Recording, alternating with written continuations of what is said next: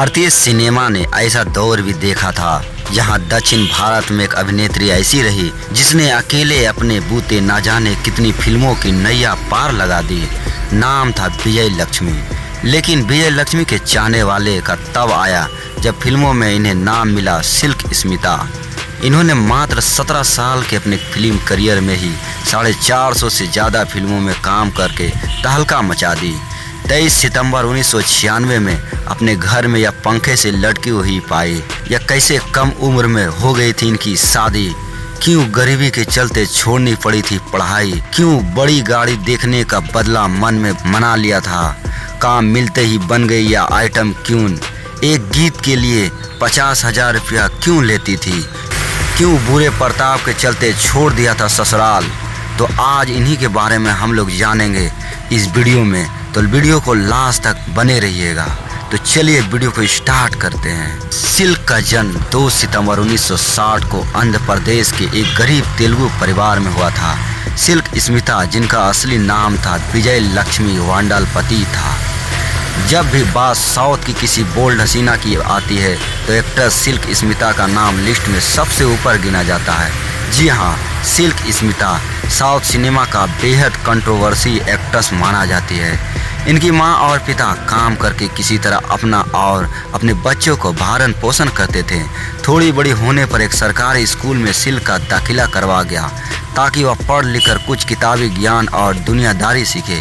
लेकिन चौथी कक्षा में ही सिल्क को स्कूल छोड़ना पड़ा। सिल्क के माता पिता इतना पैसा अर्जित ना कर सके जिससे वह सिल्क को पढ़ा लिखा सके। लौटकर सिल्क को घर का चूल्हा ही चौका संभालना पड़ा। इस समय सिल्क मात्र 10 साल की थी। सिल्क उम्र में तो छोटी ही थी, लेकिन यह देखने में बड़ी लगने लगी थी। समय से पहले इनका दैहिक विकास इतना तेजी हुआ कि खुद इनके माता पिता भी हैरान हो गए। इनकी बेटी इतना जल्दी बड़ी हो गई। उम्र में तो यह बहुत ही कम थी, उस हिसाब से बुद्धि विवेक भी ज़्यादा नहीं था, क्योंकि यह सिर्फ देह से ही बड़ी हुई थी। सिल्क की इनके माता पिता के लिए चिंता विषय थी, यह सिर्फ इनके बारे में ही सोचना मजबूर हो गए थे। माता पिता को सिल्क एक जवान लड़की लगने लगी थी। इन्होंने इनकी शादी करने की ठानी और बहुत ही कम उम्र में सिल्क का ब्याह एक मजदूर से कर दिया। इस तरह माता पिता ने अपने सिर से बोझ हल्का किया। जिस घर में सिल्क शादी करके पहुंची वहां भी इनके साथ अच्छा व्यवहार नहीं होता था। पति अव्वल दर्जा का शराबी थे। शराब पीकर यह सिल्क को पीटता और इसकी गलती को गालियां इसके परिवार जन सिल्क ही सुनाते थे। कभी कभी इनके देवर और ननद भी पीट देती थी। इन्हें समझाने वाला कोई नहीं था, इसीलिए अपने घर को संभाल ना सकी और सिल्क घर छोड़कर भाग गई।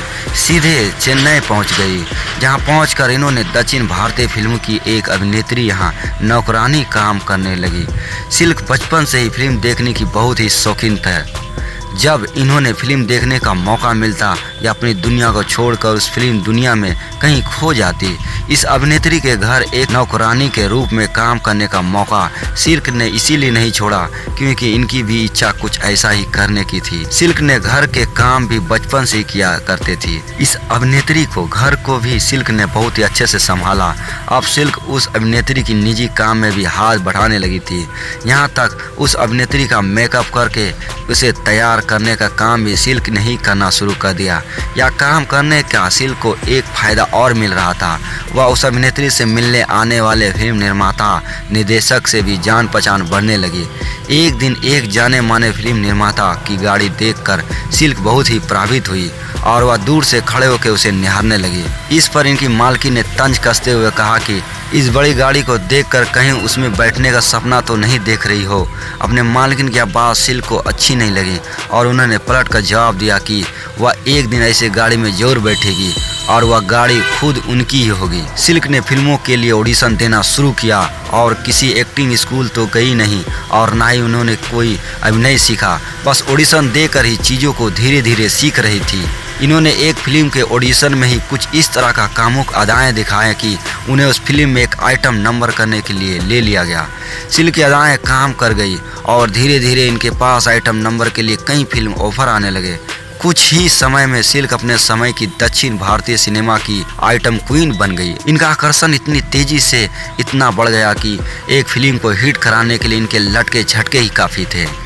वैसे तो सिल्क को कई फिल्म में देखा जा चुका है, लेकिन वर्ष 1980 में आई तमिल फिल्म वंडी चाक्करम ने दर्शकों के बीच सिल्क की एक अलग ही पहचान बना दी। इस फिल्म में यह एक शराब का ठेका चलाने वाली लड़की बनकर नजर आई। बस 1989 में इस फिल्म का प्रेम प्रतिज्ञा नाम से हिंदी रीमेक भी बनाया गया, जिसमें मिथुन चक्रवर्ती, माधुरी दीक्षित मुख्य भूमिका में नजर आई। यहाँ से सिल्क की करियर में एक ऊंची उछाल मारी और दक्षिण भारतीय सिनेमा में काम करने वाला निर्माता निर्देशक की आइटम नंबर के मामले में पहली पसंद बन गई। इस समय सिल्क निर्माता से 50,000 रुपये तक अपनी फीस के तौर पर लेती थी। एक आइटम नंबर करने के लिए सिल्क की फीस भले ही ज़्यादा थी, लेकिन फिर भी फिल्म के निर्माता इसके लिए हमेशा तैयार रहते थे। वह जानते थे कि सिल्क एक आइटम नंबर ही फिल्म को हिट करा सकता है। सिल्क का नाम दिन भर दिन बड़ा होते जा रहा था। इसका असर हुआ कि सिल्क फिल्म इंडस्ट्री से आए हुए सिर्फ 4 साल ही बीते थे कि इतने कम समय में ही इन्होंने 200 से भी ज़्यादा काम कर लिया था फिल्म में। हालांकि अब इनका काम सिर्फ आइटम नंबर तक ही सीमित नहीं था, यह फिल्म में कुछ छोटे मोटे कभी कभी बड़े किरदार में भी नजर आ रही थी। तमिल फिल्म इंडस्ट्री में कमल हसन और रजनीकांत दोनों के साथ सिल्क ने खूब काम किया। रजनीकांत इनमें से एक थे जिनका साथ सिल्क के अफेयर के चर्चे मशहूर हो गए थे। वहीं सिल्क ने कमल हसन, रजनीकांत और चिरंजीवी जैसे बड़े सितारों के साथ काम किए हैं। वर्ष 1983 में आई हिंदी फिल्म सदमा से सिल्क स्मिता ने हिंदी फिल्म इंडस्ट्री में कदम रखा। इनका इस फिल्म में होना भी एक ज़रूरत ही माना गया। उस समय सिल्क स्मिता चर्चा चारों तरफ थे। यह फिल्म 1982 में आई तमिल फिल्म मुदरम पिराई का रीमेक है। फिल्म के निर्देशक बालू महेंद्र को इस फिल्म की कहानी बहुत ही धीमी लगी। वह इसमें कुछ तड़कता भड़कता करना चाहते थे और चाहते थे कि फिल्म के मुख्य कलाकार कमल हसन, श्रीदेवी के बीच कुछ बोल्ड सीन फिल्माए। इनके साथ यह संभव ना हो सका, इसलिए इस फिल्म में सिल्क स्मिता को लिया गया और सिल्क ने इस फिल्म को बेहद दुख भरी कहानी में रंग भर दिया। सैकड़ों फिल्म काम करने के बाद अब सिल्क का करियर ढलने पर था। दरअसल लोग इनके एक ही काम से उब गए थे। तब इन्होंने अभिनय छोड़ फिल्म का निर्माण करने में हाथ आजमाया। इसी बीच में एक डॉक्टर से शादी भी हो गई, जिसके बाद से सिल्क ने फिल्म निर्माण किया। हालांकि जिस तरह दर्शकों ने उन्हें नकार दिया, उसी तरह इनकी बनाई हुई फिल्म भी कोई दम नहीं था। अपने करियर का ऐसा समय देखकर सिल्क बहुत निराश हुई और इन्होंने सबसे अलग होकर शराब को अपनी दुनिया बना ली। तभी उनकी ज़िंदगी में ऐसा दौर आया जब इनकी करीबी दोस्त ने इन्हें प्रोड्यूसर बनाकर पैसा कमाने का लालच दिया। इन्होंने 2 फिल्म बनाई, वो भी घाटे में चले गए। स्टार्टअप में ऊंचाई का सिल्क खुद को अकेला महसूस करने लगी। वह धीरे धीरे डिप्रेशन का शिकार होने लगी। मानसिक तौर पर वह कमज़ोर हो गई। यही नहीं, उन्होंने नशे में भी धूत होने लगी। अंत में यही हुआ। 23 सितंबर 1996 को वो अपने घर में पंखे से लटकी हुई पाई गई। इनके निधन में इंडस्ट्री में खूब हंगामा मच गया था। 2011 में एकता कपूर ने सिल्क के जीवन पर आधारित एक फिल्म द डर्टी पिक्चर का निर्माण किया। इस फिल्म का निर्देशन मिलन लुथुरिया ने किया और सिल्क की भूमिका निभाई अभिनेत्री विद्या बालन ने। यह फिल्म के सिल्क के भाई भी नगवारा प्रसाद को अच्छी नहीं लगी और इन्होंने इस पर बवाल उठाया। उठती ही आवाज़ को देखते हुए एकता कपूर ने तुरंत अपना बयान बदल दिया था। इन्होंने कह दिया कि यह फिल्म सिल्क स्मिता का जीवन पर आधारित नहीं है।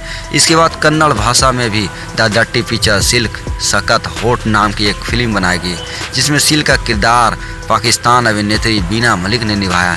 सिल्क के जीवन में ही मलयालम भाषा में क्लाइमैक्स नाम की फिल्म बन चुकी है।